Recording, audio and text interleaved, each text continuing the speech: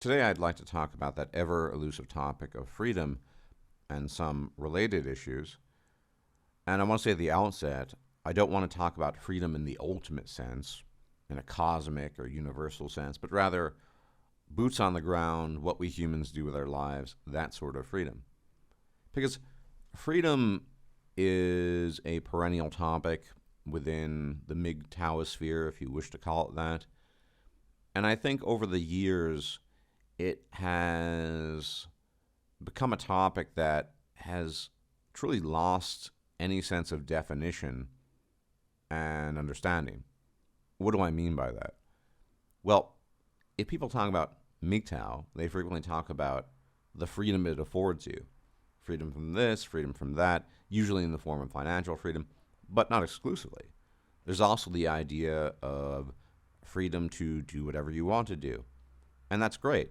And this is something that I have historically endorsed. And if you choose to go your own way these days, I endorse that for you these days as well. But I think simply shouting to the sky, freedom, and you're free to do whatever you want, is oftentimes insufficient. What do I mean by that? Freedom becomes rather meaningless if you have no idea what to do with your freedom. Effectively, what to do with your time. You could have all the time in the world, but if you are without direction, without goals, without interests, without a host of various things, you end up effectively squandering that freedom because all it is then time that elapses independently of you, and you have very little to gain from it, all that freedom that you have. On the other hand, if you have an idea of what your interests are, or some goal or some direction, if you have a telos, then freedom becomes a much more salient factor in your life. But too often, we in the manosphere, and specifically in the MGTOW sphere, will again shout to the heavens and talk about freedom, but freedom itself is fairly meaningless. Freedom only has meaning when you know what you want to do with that freedom, which is to say, you are a person who understands yourself. Because if you don't understand yourself, if you're just floating through the ether and have never taken the time to understand your person, your character, interests, what motivates you, your strengths, but also your flaws, then you end up in a really weird situation. And it's a situation that increasingly, and this is not a new topic because I talk about this a lot, is probably most common in the Zoomer generation, which is to say many of them are very free, in air quotes, whether they are going their own way or not. They simply don't have a lot of responsibilities. They don't have a lot of things they have to do, especially in light of the pestilence. And yet they're not using their time in a way that one might perceive as constructive. Now, notice I didn't say productive. Productivity is very relative, and productivity also implies that there's always some sort of financial incentive behind that. No, I truly meant constructive, because constructive is a word that doesn't have the same valence as productive, and it can mean very different things to very different people. When you talk about productivity, you usually mean money or working, but constructive.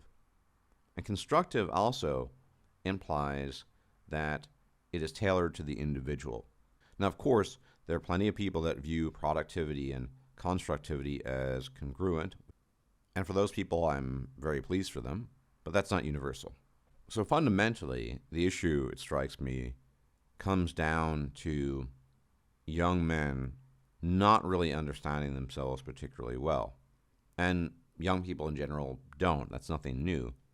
But in the hyper-social mediaized / hyper-real internet world, it becomes even more difficult to understand yourself because you have less and less access to the social relationships that allow you to forge your character in the fires of challenge, trial, etc., etc. Because when all you are is a blip on the screen, it becomes much more difficult to figure out just what it is you want and what you want to do with your life. And the tricky thing with freedom is that you can't really be prescriptive about it. Because if you have sufficient free time, it is up to you to decide what you want to do with it. But at the same time, as I said at the outset of the video, it's entirely possible to squander that time, i.e. freedom. Now, I think more important than anything else, and a lot of people might disagree with me, is that humans in general, and specifically men, and more specifically young men, really understand what animates them, what motivates them, their interests. I think that's the number one priority. A lot of guys will talk about the financial aspect of things, almost in an obsessive manner, and money, of course, is very important. But it's not going to help you, for example, to talk about money and investment or what have you, if you have no interest in these things. Forcing yourself to go down a path that you have no interest in is an answer to nothing. You're going to dislike it, you're going to resent it, and you're probably going to end up quitting. So, learning about your own interests, your own inclinations, whatever they might be, is probably the first step to making optimal use of your freedom. And after that, you might want to think about some sort of financial plan, some way of making money or optimizing that, because not everyone has the same interests. And I've noticed this throughout the years that, understandably, many people in the manosphere are very interested in finance, investment, this sort of thing, and good for them. But not everyone is. And forcing yourself, again, to be interested in something that you're not interested in does not result in you being interested in the subject matter, but rather it results in you not pursuing it effectively, being annoyed by it, resentful, etc., etc. So here's an example of something I brought up in my recent lengthy discussion about the history of YouTube. I talked about this channel, Clint's Reptiles. Now, Clint is not MGTOW, he's married, he has kids, it's kind of irrelevant, but the guy is a trained herpetologist, which is to say a specialist in reptiles within zoology. Now, he could have just been a researcher or an instructor, and I believe he still is. I'm not exactly sure. But what did he do with this somewhat arcane interest? Because let's be honest, herpetology is not a super common interest, nor is it something that typically generates a lot of income or revenue.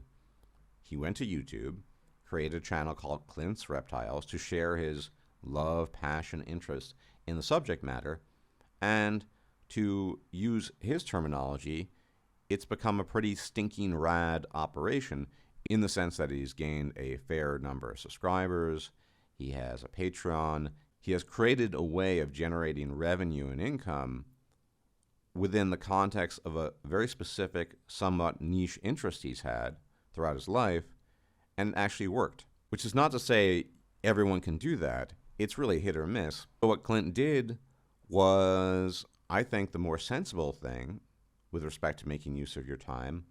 He went down a route that made sense to him. He chose a topic, a field that has always animated him. He's always been interested in animals. And lo and behold, we have Clint's Reptiles these days. And this is one example, but it shows that, at least theoretically, you don't have to only look at things from a financial/economic perspective in the sense of investment, cryptocurrency. I know a lot of people are very interested in those topics, and I do not mean to besmirch them. Those are great topics if you're interested in them. But if you're not incredibly interested in them, there's no point in forcing yourself. We don't ultimately know where our interests come from. You shouldn't force yourself down that route. And Clint, although he is not MGTOW, is a good example of someone who's made a good use of his time and someone who's also managed to make his interests profitable at the same time. So maybe you have an interest in history. Well, if you're interested in history and you're young, learn more about it, study it, make use of your time to understand how it works, and maybe start a YouTube channel. Maybe start a blog about it. Do something that you view as constructive. It may or may not lead to profitability down the line, and that can be a consideration, but it's ultimately up to you whether that should be the main consideration.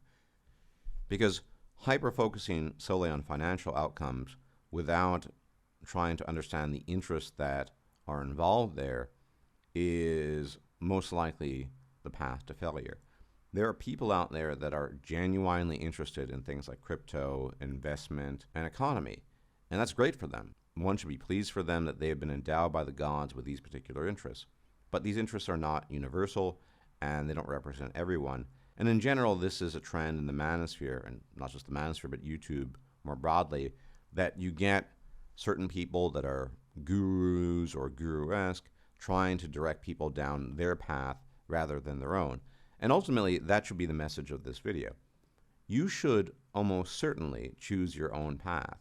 Do not follow other people's paths unless you actually are interested in those paths, in which case maybe they have some wisdom to share and some experience. But be careful. Freedom without knowing what to do with it is fairly meaningless. It effectively becomes a waste of time. And at the same time, following somebody else's path, if you're not genuinely interested and you don't even understand yourself and your own motivations, is surely going to backfire as well. So especially if you're young, take the time to understand yourself, your interests, what animates you, what motivates you, what really gets the noggin jogging, and start pursuing that. And there's nothing prescriptive about that. It can be whatever it might be. It can be home gardening. It can be cryptocurrency. It can be art. It can be music. Yes, it can also be video games, beyond the fun factor. It can be any number of things, but really think about what drives you as an individual. And once you figure that out, by and large, then you have a much, much better path forward to make use of freedom of time, and you're probably going to be a lot more content for it, rather than just wallowing aimlessly in quote-unquote freedom. That's not really freedom. That's much more akin to a form of slavery, and I would dissuade everyone from going down that route. Anyway, as always, thanks for tuning in. Please hit the like button if you've not yet done so. Hit the subscribe button if you're not subscribed yet. Hit the bell icon to be informed of forthcoming videos, because YouTube does not inform my subs of my videos and my views are always throttled. Please share the video. As always, if I'm still alive, I'll check you out later. May the gods watch over you. Take care. Bye-bye. If you liked this video, please like, share, and subscribe. And if you enjoy my content, please consider making a donation or becoming a patron. Thanks for watching.